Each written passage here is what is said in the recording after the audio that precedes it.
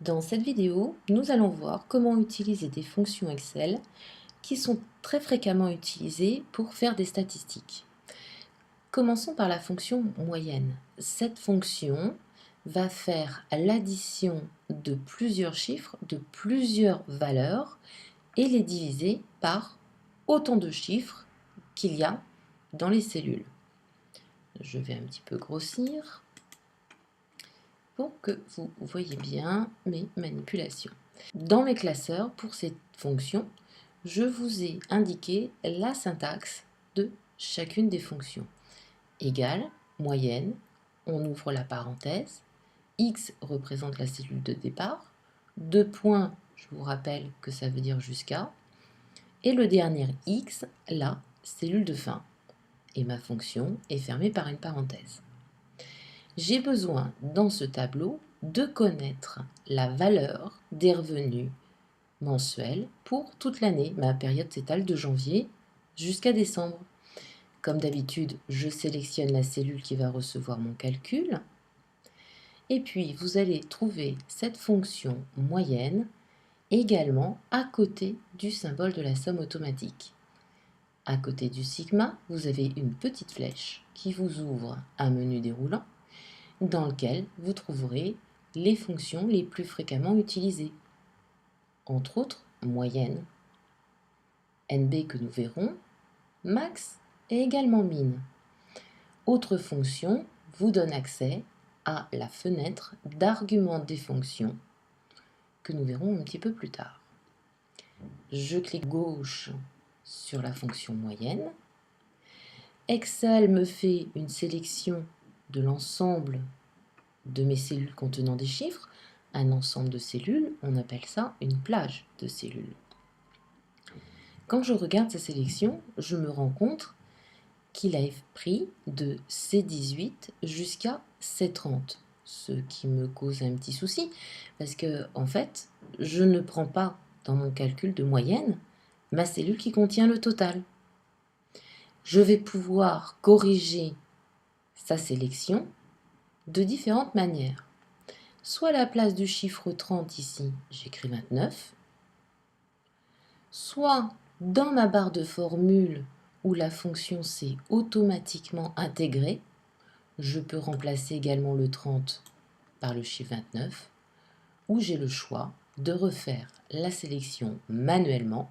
Là, je vais resélectionner ces adresses de cellules, donc je sélectionne ce qui est écrit entre mes deux parenthèses, clic gauche enfoncé dans ma première cellule et je descends jusqu'au 3000.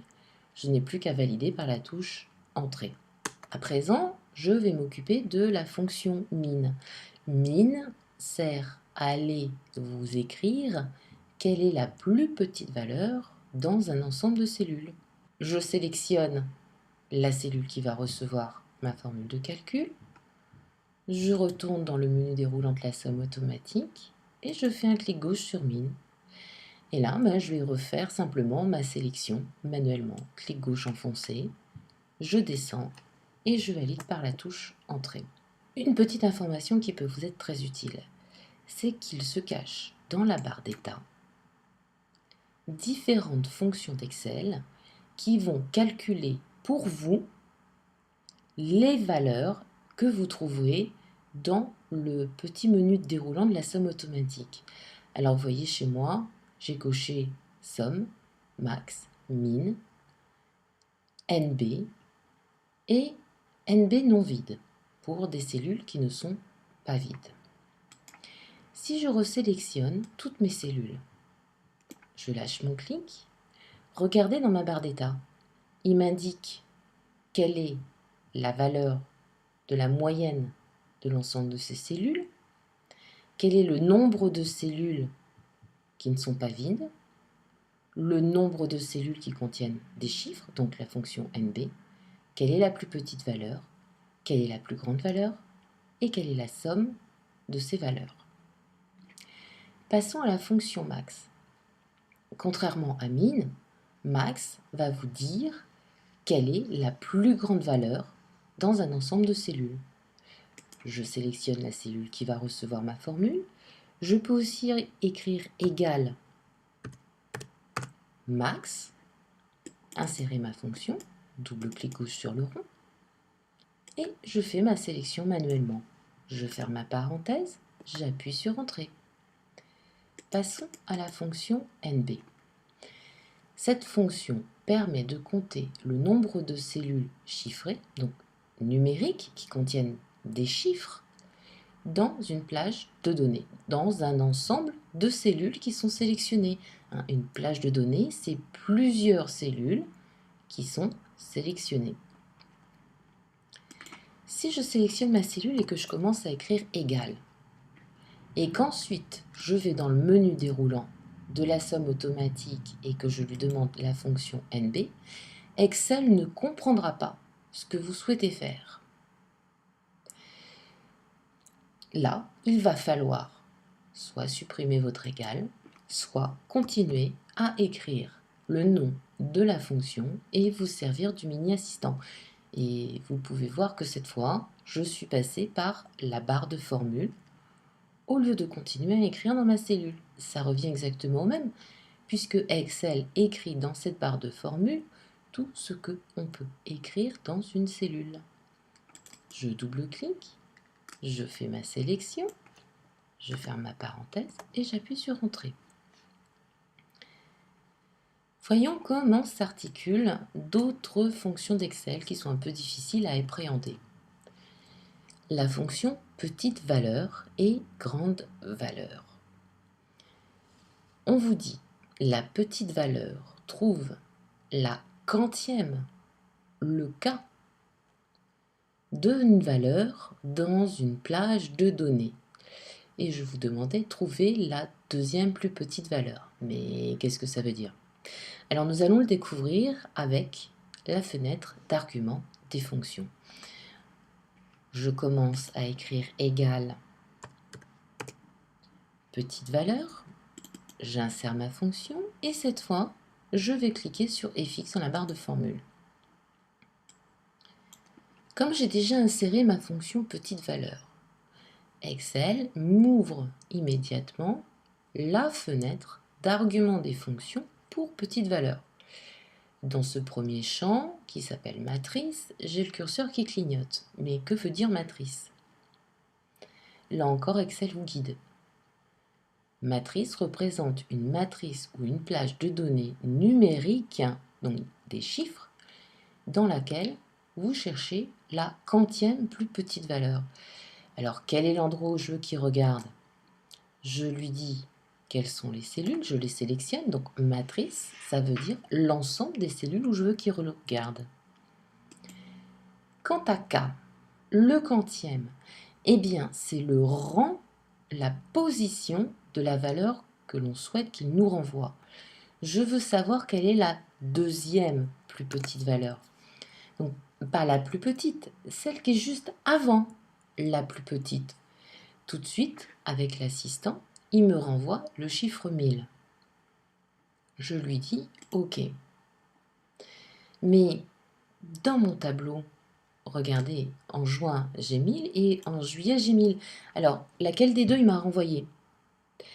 En fait, il m'a renvoyé la première, celle qui se trouve sur la ligne 49, car il ne sait pas dissocier le nombre de fois qu'une valeur est identique dans un ensemble de cellules. Tout de moins, pour le faire, ce n'est pas la fonction petite valeur que nous utiliserons. Passons à grande valeur. Eh bien, je vais procéder de la même manière. Je peux lui dire égal grande valeur. J'ouvre FX. Quelle est ma matrice? Donc, quel est l'ensemble de cellules dans laquelle je veux qu'il regarde? Alors, comme ma fenêtre prend un peu de place sur mon tableau, je la réduis par ce petit carré. Je fais ma sélection de cellules. Je réagrandis ma fenêtre d'argument des fonctions. Je clique dans le cas. Et là, je vais lui dire que je veux la troisième en tapant le chiffre 3. Il me renvoie la valeur 2005. Je dis OK. La troisième plus grande valeur de mon ensemble de cellules est équivalente à 2500. ce n'est pas celle qui est juste après la plus grande, c'est celle qui vient en troisième point. Imaginez un peu comme un podium, vous avez la médaille d'or, la médaille d'argent et la médaille de bronze. Donc je lui demande qui est la médaille de bronze. Mais regardez également ma barre de formule. Dans ma sélection, il a bien pris de F44 jusqu'à F55. Et puis, j'ai changé de champ, j'ai changé de ligne pour lui indiquer le chiffre 3. Là, Excel m'a écrit un superbe point-virgule. Je n'ai pas eu besoin de le saisir à la main. Passons à la fonction NBVID. NBVID va compter le nombre de cellules qui sont vides dans une plage de données, c'est-à-dire le nombre de cellules qui n'ont aucun chiffre, qui n'ont aucun mot. Je sélectionne ma cellule, égale NB, je vais chercher point vide. Quelle est ma plage? Ma plage, ce sont toutes les cellules de mon tableau qui s'étalent sur 3 colonnes. Je ferme ma parenthèse et j'appuie sur la touche Entrée. Mon tableau contient 10 cellules vides, 10 cellules qui n'ont pas été renseignées. La fonction NBVAL. NBVAL va aussi bien compter des cellules qui contiennent des mots que des cellules qui contiennent des chiffres. Comme ma colonne D est un peu étroite, je vais l'agrandir en plaçant mon curseur de souris sur le trait de séparation entre la lettre D et la lettre E. Clic gauche enfoncé, que je ne lâche pas et je tire vers l'intérieur de ma feuille. J'ai besoin de savoir combien j'ai de personnes qui se sont inscrites à mes examens, à mon petit contrôle. Je clique dans la cellule qui va recevoir ma formule, égale NBVAL, j'insère ma fonction, je sélectionne les cellules où j'ai les noms de toutes les personnes qui sont inscrites, je ferme ma parenthèse, j'appuie sur Entrée. J'ai besoin également de savoir combien il y a eu de notes, égale NBVAL, j'insère ma fonction, je sélectionne mes notes, je ferme ma parenthèse et j'appuie sur Entrée. Une dernière question, combien j'ai eu d'absents? Égale NBVAL, je vais chercher ma fonction NBVAL, je sélectionne toutes mes cellules, fermer la parenthèse, appuyer sur Entrée. J'ai eu 6 absents, 6 personnes qui se sont présentées qui ont donc obtenu des notes, et jusqu'à présent, 8 plus 6, ça a toujours fait 14. Passons à la fonction NBCAR. Cette fonction peut vous être également très utile pour identifier le nombre de caractères qui sont écrits dans une cellule. Imaginez des numéros de sécurité sociale, des références de produits, des numéros de téléphone. Tous ces chiffres-là doivent en général avoir exactement le même nombre de chiffres.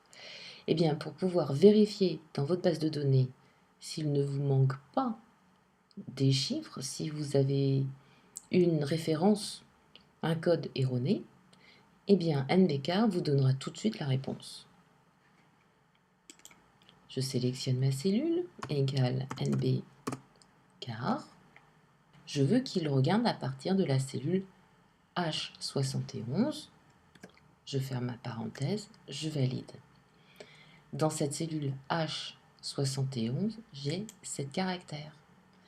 Comme je n'ai pas envie de réécrire ma formule sur l'ensemble de mon tableau, je prends ma poignée de recopie, clic gauche, je descends. Dans ma dernière cellule, qui contient patin à roulette, j'ai un espace entre patin et entre à roulette. Sachez que les espaces sont également considérés comme des caractères. Voyons si cette fonction s'applique également avec des chiffres. On a pu constater qu'avec des lettres, des mots, il n'y a aucun problème. Mais avec des chiffres, qu'en est-il? Eh bien oui, il va fonctionner exactement de la même manière. Égal n d'écart, je sélectionne ma cellule, je ferme ma parenthèse, j'appuie sur Entrée, je reprends ma cellule de départ, et là, je me mets sur la poignée de recopie, et au lieu de faire un cliquer-glisser pour qu'il aille jusqu'en bas de mon tableau, vous pouvez faire aussi un double clic gauche rapide pour qu'il applique la formule jusqu'à la dernière ligne du tableau. Voilà pour cette petite vidéo sur des fonctions très utiles dans Excel qui vous serviront à vérifier vos bases de données et vérifier si vous n'avez pas des informations manquantes ou mal écrites. À très bientôt pour une prochaine vidéo.